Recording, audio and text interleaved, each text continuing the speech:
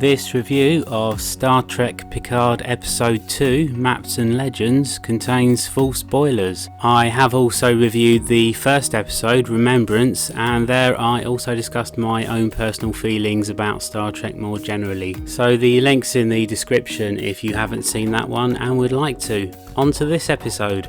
The opening scene here is a flashback to the synthetic rebellion on Mars, and it does seem to be a rebellion. The implication I got from the first episode was that it was an external hack and attack, which is logical enough as the footage shown there showed ships firing at the buildings, but we see here that these androids were actually workers on the planet. They superficially resemble Data in their pigmentation, but that's all the resemblance. They're treated as not much more than automatons, which seems a far cry from the positronic Soong androids who were made to learn and grow as individuals. As their behaviour, or absence thereof, seems to indicate that they're unsuccessful copies of Data by Bruce Maddox and the Daystrom gang. Perhaps their failure to develop is why they've been assigned to labour duties, but then it doesn't explain why so many were built in the first place. Surely with as difficult and expensive work as building positronic androids, a successful prototype is required, rather than building a whole load and have them all fail. Nor can it be that the expense put into the project was just to develop robotic labourers. You don't need advanced positronics for that, and indeed they're not treated like they're capable of becoming what Data did. We also already saw at the end of the Star Trek Voyager episode Author that holograms had been reprogrammed to become miners, which is a much cheaper option than using advanced and experimental robotics, created in an attempt to emulate the most sophisticated android ever built. We also see that the synthetics are all stored standing up in a storage locker. Why this should be when their big advantage is being able to work around the clock, I don't know. Data never required sleep. The best I can come up with is that maybe being an inferior version, there's a field in there which recharges them. I get of course that it's meant to put us in mind of slavery. Think back to the old diagrams of slaves tightly kept in slave ships for travel, as is the low regard shown by most of the humans for them. The first person who opens up the room to them gives them a cheery "hello plastic people," and that's about as nice as anyone is to them. Slavery was explicitly one of the themes of The Next Generation's The Measure of a Man, so it's obviously a callback to that. There's so much here that doesn't make sense though, just within a few short scenes. Anyway, for reasons that aren't revealed to us, the silicon chips inside their heads get switched to overload and they turn Mars's defences onto the planet itself, and the one we follow at least then kills himself.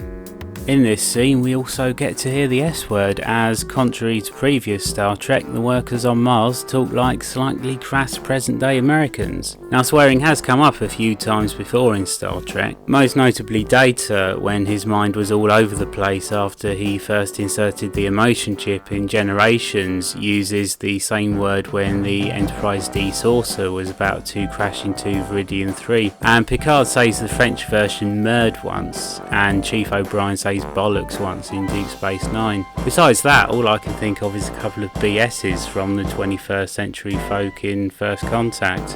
This though is of course new and edgy Trek for cool kids, so we get not only one but two foxtrot bombs in this episode.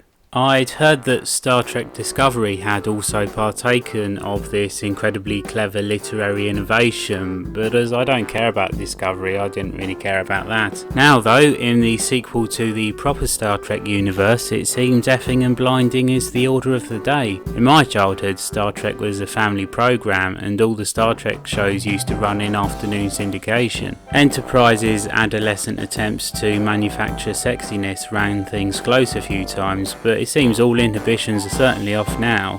I suppose looking back at Remembrance, Stargey's death was a bit violent, but no more so than the Borg Queen's. Well, now it seems that Star Trek Picard definitely isn't for kids, but the way things are going, perhaps that makes them the lucky ones.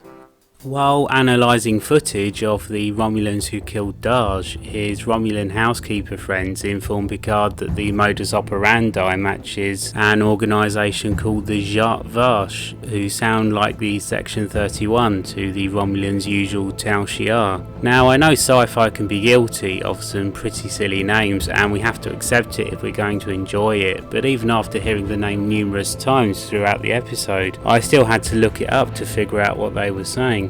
Darj was right up to the limit of acceptability in this way, and it's something of a relief that she's been killed off, so hopefully soon we won't have to say it anymore. Jart Vash though, that's really bad. It looks okay written out and is probably why they thought it would do, but hearing people say it over and over is both daft and only semi-intelligible. Not only does legend have it that the Jart Vash are old, but they also guard some terrible secret. It involves a disdain for artificial intelligence, and as it's meant to be thousands of years old, presumably it will involve their shared ancestry with the Vulcans. In the Next Generation two-parter Gambit, there was an old Vulcan artifact that enhanced emotional power to destructive effect. Perhaps the Vulcans were in the business of making golems as well. It's useful that Picard ended up with 2 Romulan housekeepers so in the know. Indeed, if you liked him going around and getting exposition explained to him for most of the last episode, then you'll probably like this one too. The Lady Romulan is indeed so in the know that she has some technology under the technobabble disguise of forensic molecular reconstruction, which pretty much just displays a holographic clip of what happened in that room in the past at exactly the right moment to learn what they want. Except the Jart Vash managed to wipe the residual whatever, and so Picard and the Romulan lady only got a glimpse of what they were looking for, which for some reason wasn't wiped. Remembrance's talk of fractal positronic neurons was pretty bad, but this whole thing is flat out magic level stuff. We also get the episode's first F-bomb, though as Romulus apparently had an Ireland and this lady was from it, her accent softened it a bit. More technobabble ensues as they fiddle around trying to find Darj's sister through, in effect, phone record recovery. Even though it's theoretically more visually interesting now, I do miss the old Star Trek world of panels and acoudigrams rather than these Minority Report style holographic interfaces that pop up. The amount of space no longer given over to computer panels probably explains why everything now looks more contemporary to our own time again, but it means a lot of the Trek feel is lost. Over on the Borg Cube, we learn more about it from Darj's sister Soji talking with the Romulan guy she met at the end of last week.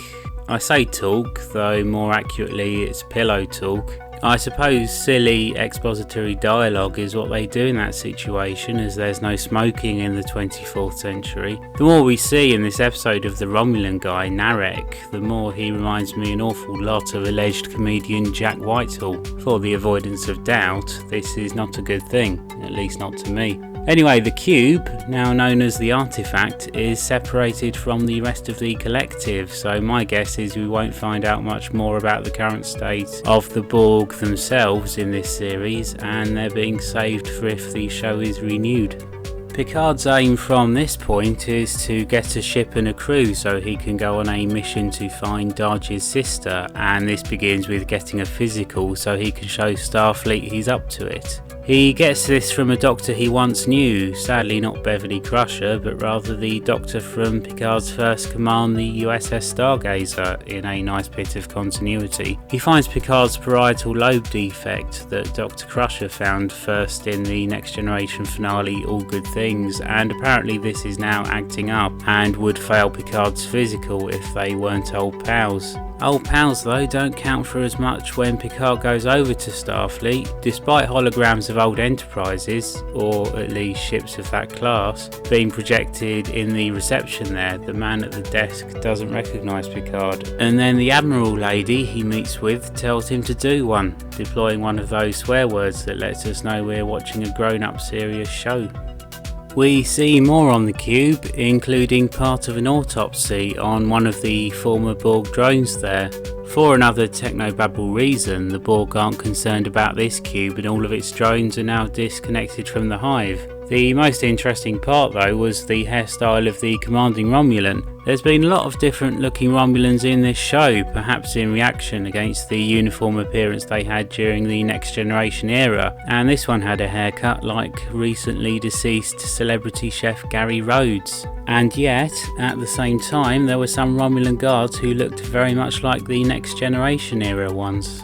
There's also been similar variety when it comes to their forehead ridges, which were of course present in the Next Generation era, absent in the original series era, but then present again when we see them briefly in the Enterprise era. My own personal headcanon is that some were affected too by the Klingon augment virus, which dissolved their forehead ridges. That may sound silly considering they're different species, but in the Next Generation episode The Enemy, the Klingon Worf was the only potential match for a blood transfusion to a Romulan, even though some Vulcans that were tested weren't. So for whatever reason, there's a higher level of biological compatibility between Klingons and Romulans than anyone would think.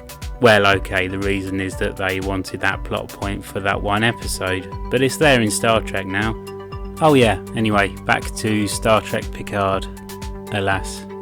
Next comes Picard's plan to put together a crew. Riker, Geordi and Worf are all name checked, but because Picard says they would do it out of loyalty, he says he doesn't want that. He'd rather get someone who wants to do it for the love of going on stupid missions, apparently. In real world terms, this stems from Patrick Stewart not wanting it to be a Next Generation reunion, so we're lucky these characters are at least referenced as still alive. Changes were later made, of course, and we know from one of the trailers that we'll get a scene with Riker and Troy. Hopefully that will be in the next episode. We could do with something to look forward to, there's not much else here to evoke that feeling. So, instead of characters we know, Picard goes to see a black lady who lives in a shack in the desert and who we don't know, and who points a gun at him. Meanwhile, there's intrigue with a Starfleet Commodore who's presumably Vulcan or pretends to be one, an agent of hers who's definitely a cosmetically altered Romulan because she's Narek's sister, and ongoing talk about Bruce Maddox.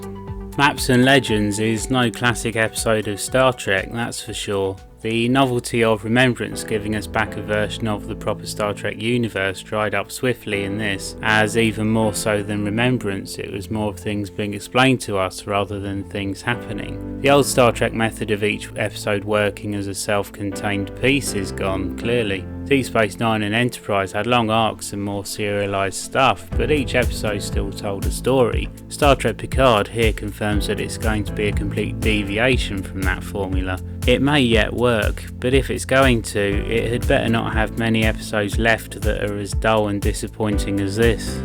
There's more of what I pointed out in the Remembrance review as well, about things looking contemporary to our era at the cost of looking like Star Trek. We see a garment with pressed studs, a cardigan, Picard wearing a knitted jumper and later buttoned and unbuttoned shirts, and also Picard on an escalator.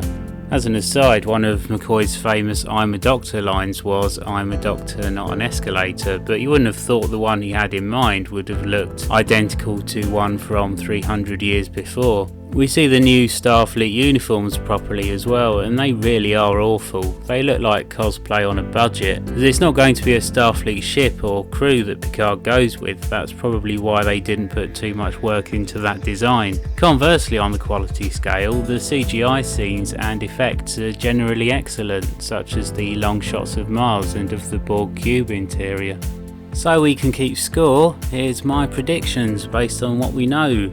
Bruce Maddox went to work on cybernetics for the Romulans, which resulted in the creation of Daj and Soji, and it also explains why Soji's over there working in the Romulan Free State, and why Maddox is often mentioned and yet no one knows where he is, and so why Dr. Jurati only knew fragments of the plot, such as the creation in pairs, which itself is sort of an echo of Data and Lore.